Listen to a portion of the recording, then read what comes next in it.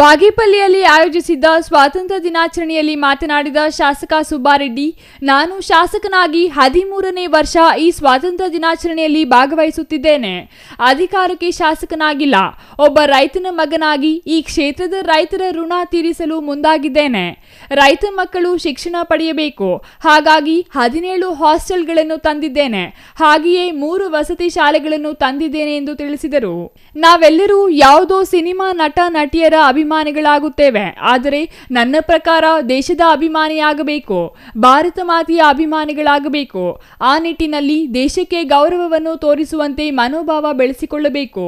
ಯಾಕೆಂದರೆ ಈ ದೇಶದ ಸ್ವಾತಂತ್ರ್ಯಕ್ಕಾಗಿ ಹಲವರು ದೇಶಾಭಿಮಾನಿಗಳು ತಮ್ಮ ಪ್ರಾಣವನ್ನು ತ್ಯಾಗ ಮಾಡಿ ಪರಕೀಯರಿಂದ ಸ್ವಾತಂತ್ರ್ಯ ತಂದುಕೊಟ್ಟಿದ್ದಾರೆ. ಅಂತಹ ಮಹನೀಯರ ಆದರ್ಶಗಳನ್ನು ಪಾಲಿಸಬೇಕೆಂದು ಶಾಸಕರು ತಿಳಿಸಿದರು. 79ನೇ ಸ್ವತಂತ್ರ ದಿನಾಚರಣೆ ಶುಭಾಶಯಗಳನ್ನು ಕೋರ್ತಾ ಇದ್ದೀನಿ. ಹಾಗೆ ಇಷ್ಟೊತ್ತು ನಮ್ಮ ತಹಸೀಲ್ದಾರ್ ಮಾತನಾಡ್ತಾ ಇದ್ದೀವಿ. ತಮ್ಮ ವಿದ್ಯಾರ್ಥಿನಿಯರ ಕೆಲಸ ಏನು ಅಂತ, ಮತ್ತೆ ನಮ್ಮ ತ್ರಿವರ್ಣ ಮಹತ್ವವನ್ನು ಅವರು ನೀಟಾಗಿ ತಿಳಿಸಿದ್ದಾರೆ. ನಾನು ತಮಗೆಲ್ಲ ಮನವಿ ಮಾಡಿದಷ್ಟೇ, ಈ ಒಂದು ಸ್ವಾತಂತ್ರ್ಯ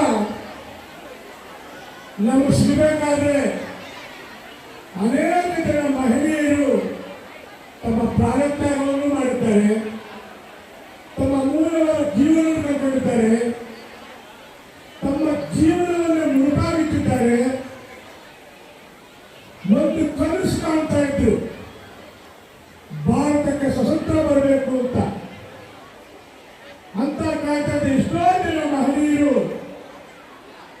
ಇವತ್ತು ನಾವೆಲ್ಲ ಇಷ್ಟು ಸ್ವೇಚ್ಛವಾಗಿ ಸಡಗರವಾಗಿ ವಿಜೃಂಭಣೆಯಿಂದ ಆಚರಿಸ ಕಾರಣ ಅಂತ ಮಹಾತ್ಮೆಯರ ತ್ಯಾಗದಿಂದ ನಾವು ಈ ಒಂದು